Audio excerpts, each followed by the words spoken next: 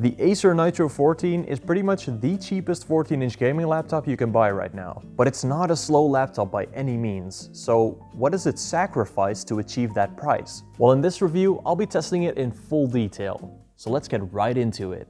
And please like and subscribe if you like these type of videos. On the outside, the Nitro 14 has pretty low-key looks for a gaming laptop. This could easily pass as a regular laptop, albeit a bit thicker of course, since it has a lot more cooling. It does have a rainbowy reflective logo on the back, but I quite like the look of it. Now, it doesn't have MacBook level build quality or anything. I mean, it's full plastic and it does bend and rattle a bit when you press on it hard enough. But it's definitely not bad for the price. Keep in mind that there's good and bad plastic. And this is definitely one of the better plastics I've felt on a laptop. Unfortunately, that plastic doesn't make it any lighter though. It's about as heavy as other 15-inch gaming laptops. But it definitely has the specs of a gaming laptop. I got the top spec model with an RTX 4060 and 32 GB of RAM, which are still very good specs for the price.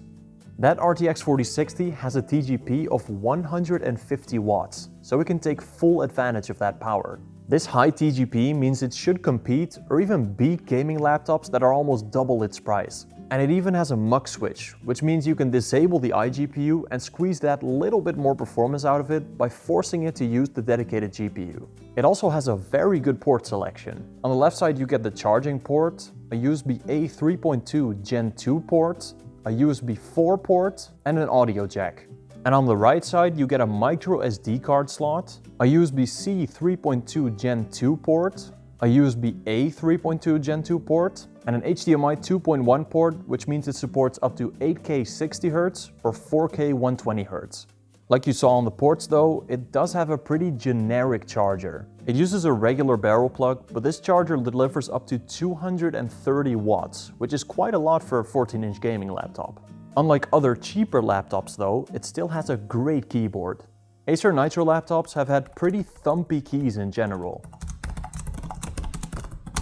Some people might not like this, but I personally prefer a bit more key travel. They are a bit unbalanced, but to me that's not a huge issue. It also has a full RGB keyboard backlight, which looks very nice.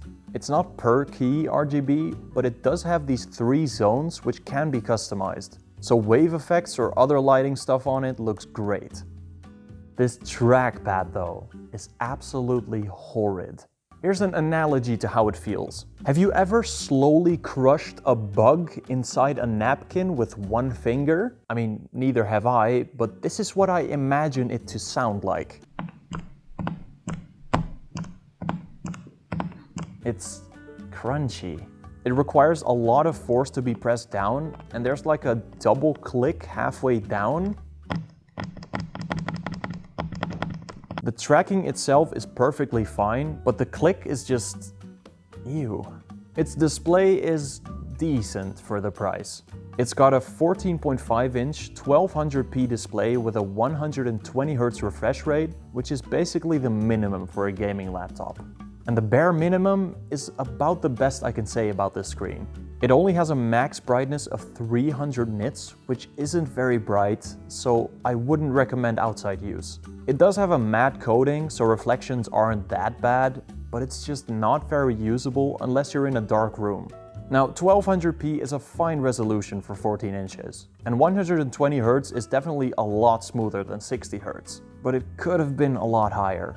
It is an IPS display though, so colors do look nice. But since it doesn't have a lot of brightness or contrast, nothing about this display is very spectacular. The hinge is pretty good though. It doesn't wobble around much and is tight enough. I don't know how well it'll hold up in a couple of years, but I guess we'll have to wait for that. Now let's hear what the speakers sound like.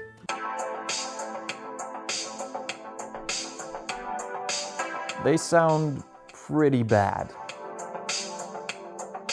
It kind of sounds like a cell phone from the 1990s is playing a ringtone through a tin can. Okay, I might be exaggerating there a bit, but it does sound pretty bad. The speakers don't get loud at all. I mean, I'm pretty sure my phone gets like double as loud. And it has virtually no bass. all of the sound is coming from these tiny speakers at the bottom, so it sounds even worse if you pick it off the table. It might be good enough for like emergency situations, but I would highly recommend wearing headphones for anything else.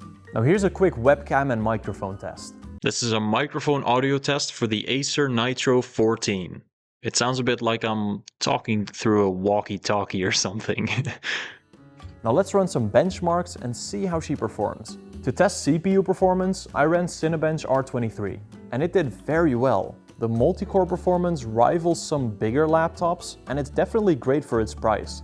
To test GPU performance, I ran 3D Mark TimeSpy.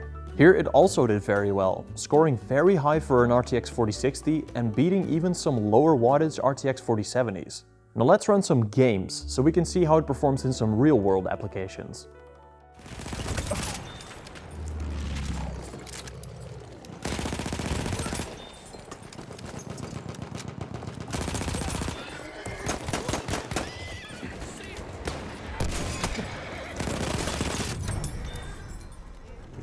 You fuck you, man. Huh?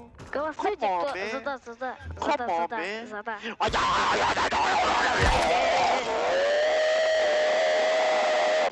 on, man.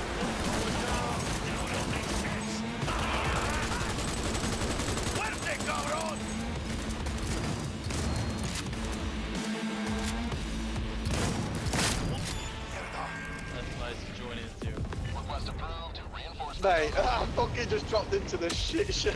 Oh my god! I literally dropped onto one of them fucking tanks, oh man. Sending in an eagle!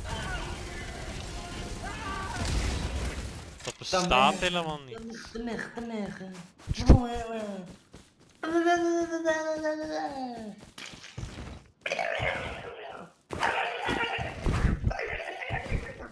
Ik weet als een hond die verdrinkt.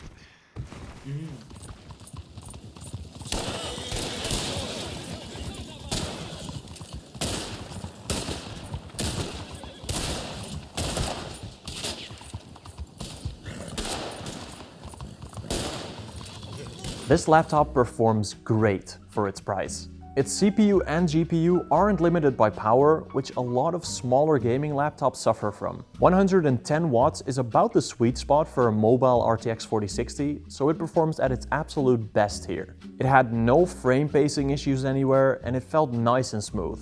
So for gaming, this is a great laptop. It also has a pretty big cooling system for such a small laptop. It's covered with vents and fans to keep it cool. That does mean it can get pretty loud though.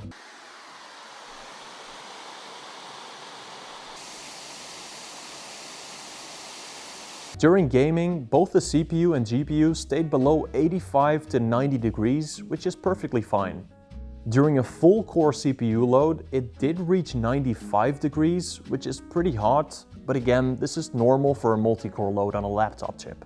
I didn't encounter any thermal throttling, so this cooling system fits its parts just fine and dandy. Its battery life is pretty decent, but it's nothing special really.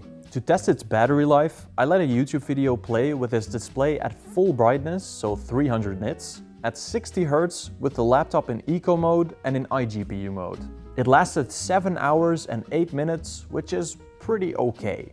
It's not horrible, but there are definitely a lot of gaming laptops out there with a longer battery life. In real world use, you should get about 4 hours of battery life, so take that as you will. In terms of upgradeability, it's decent, again, but it's nothing special. It has an upgradable M.2 SSD slot for storage, but you'll have to replace the current one that's in there. And it also has a replaceable Wi-Fi card for faster internet in the future. Unfortunately, the RAM is soldered, so you're stuck with whatever configuration you bought it with. Now, its price is definitely one of its strong points though. The RTX 4060 model with 16GB of RAM can be found for around $900 to $1,000 which is pretty great value for what it offers. The 32GB model is quite a bit more expensive, but it's still one of the cheaper options out there for 32GB of RAM. However, the new RTX 5000 laptops are right around the corner, so a lot of older models are going on sale right now. So the price point that this laptop is at is getting more competitive by the day. Which brings us to our conclusion. Is the Acer Nitro 14 worth it? Well, it depends. If you just want good performance, for example, if you play a lot of games or run a lot of heavy applications, this is an awesome laptop in its price point. I mean, that 110 watt RTX 4060 handles pretty much anything you throw at it at 1200p. But that's pretty much the only thing going for this laptop, its price and its performance. The rest of this laptop is pretty subpar.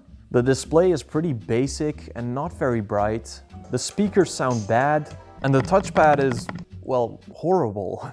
I mean, for a little extra money, you can either get a TUF A14 or a Zephyrus G14, which have a better build quality, screen, speakers, and pretty much everything else. But if you're on a tight budget and just want good performance, this laptop is perfect. I mean, it's very pretty, very cheap, and it handles pretty much every game you throw at it. So if that's the case, you definitely won't be disappointed by it. But do you still want to see how it compares to those little bit more expensive laptops? Well then stay tuned, because in the next video I'll be comparing it to the Zephyrus G14. So I will see you all in that video. Bye bye! Cześć. O kurwa, Ja pierdolę. ja już się poddaję, nie? Bąki. Ja pierdolę, co jest? Nie!